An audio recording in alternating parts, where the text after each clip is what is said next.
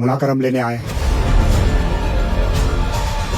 औरतें हैं इस वहाँ जैसे जो कम्युनिटीज थी जिन्हें दलित माना जाता, तो वो उनकी औरतें अगर अपर बॉडी को कवर करेंगी तो टैक्स लिया जाएगा। मुल्ला करम उसे बोलते है ना, तो वो मुल्ला करम लेने गए उनसे, तो उसने अपनी दोनों ब्रेस्ट काट के दे दिया और वो इतना फिर ब्लीडिंग हुआ, वहीं पे डेथ हो गई। और जो उनके पति थे नांगेली के, तो वो भी इतना विषादग्रस्त हो गए कि वो भी चिता में कूद गए। आप ब्राह्मणवादी क्या कह रहे हैं? नहीं नहीं, झूठ है ये, बस ऐसे ही कहानी है।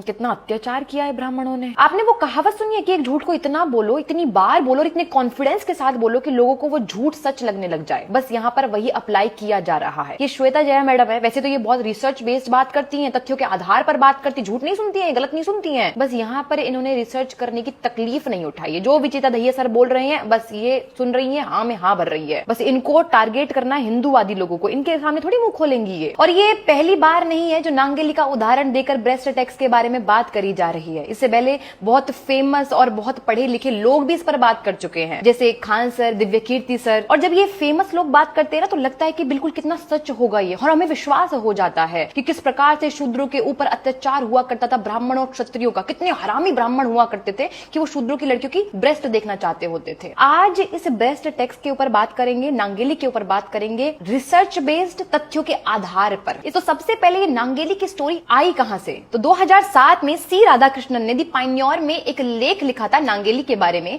जिसमें उन्होंने बताया भी था कि इसका मेरे पास कोई समकालीन दस्तावेज उपलब्ध नहीं है, ये केवल एक लोक कथा है। सुना आपने? उसके बाद 2009 में माइकल डेविड ने अपने एक व्लॉग में नांगेली के बारे में बताया, जो इंटरनेट पे बहुत वायरल हो गया था। उसके बाद 2013 में दी हिंदू ने इसको अपनी एक रिपोर्ट में छापा, जिसका टाइटल था 200 year on Nangeli sacrifice only a fading memory. और उसके बाद 2016 में बीबीसी ने छापा। उससे पहले कि मुझे कोई भी केरला की एंशिएंट बुक दिखा दो, ऐतिहासिक पुस्तक दिखा दो जिसमें नांगेली के बारे में लिखा हुआ हो, और नांगेली के बारे में छोड़ो, ब्रेस्ट टैक्स के बारे में लिखा हो, कहीं भी कोई भी पुस्तक नहीं मिलेगी। ये जो स्टोरी बताई जाती है वो 1803 के आसपास की बताई जाती है। उस समय की बहुत सारी पुस्तकें हमारे पास उपलब्ध है, लेकिन किसी भी पुस्तक में नांगेली के बारे में तो छोड़ो, ब्रेस्ट टैक्स के बारे में भी नहीं लिखा हुआ है। मैं आपको चैलेंज कर रही हूं, आप मुझे दिखा दीजिए। अब आप कहेंगे कि इतनी बड़ी स्टोरी रची गई है, इसके पीछे कुछ तो सच्चाई होगी ही ना। सच्चाई है तभी तो कोई स्टोरी बनाई जाती है ना।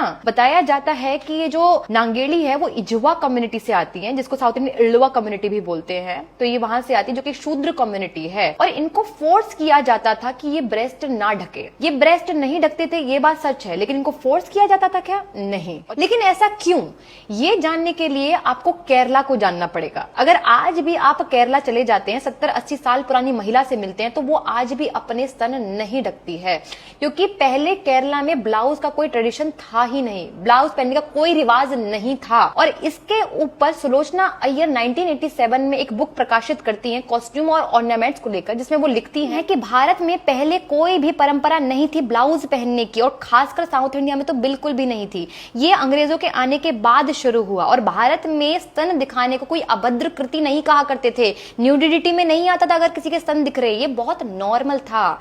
इसलिए अगर आज भी आप साउथ इंडिया में चले जाते हैं और वहां पे जो देवी माँ की प्रतिमा होती है उसको भी अगर आप देखो, तो उसके भी स्तन नहीं ढके होते हैं, नीचे से ढका होता है और ऊपर कोई आभूषण से स्तन ढके होते हैं।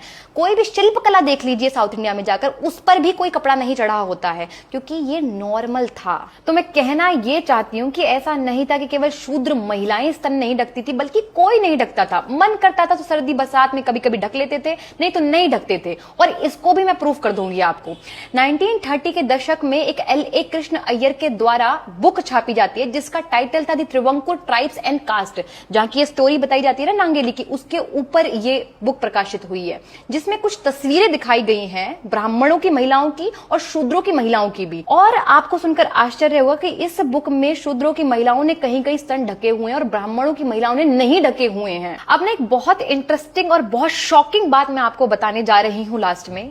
जॉन नीहॉफ एक डच यात्री है जो कि इंडिया में आते हैं 1653 में, और एक बुक लिखते हैं voyages and travel to the East Indies 1653 to 1670। इसमें ये त्रिवंकुर की रानी के बारे में वर्णन करते हुए क्या कहते हैं, उनका नाम था उम्मयम्मा रानी। उनके बारे में ये बताते हैं कि रानी ने कमर के नीचे एक सूती कपड़ा लपेट रखा था, जबकि शरीर का ऊपर का भाग अधिकांश खुला हुआ था, केवल कंधे पर एक ढीला सा कपड़ा पड़ा हुआ था। ये रानी के बारे में बात हो रही है, क्षत्रियों के बारे में बात हो रही है, क्षत्रियों की महिलाओं के बारे में बात हो रही है, तो अगली बार ना कोई भी नैरेटिव को सच समझने से पहले उसकी पूरी खोजबीन किया करो। नमस्ते, जय श्री राम।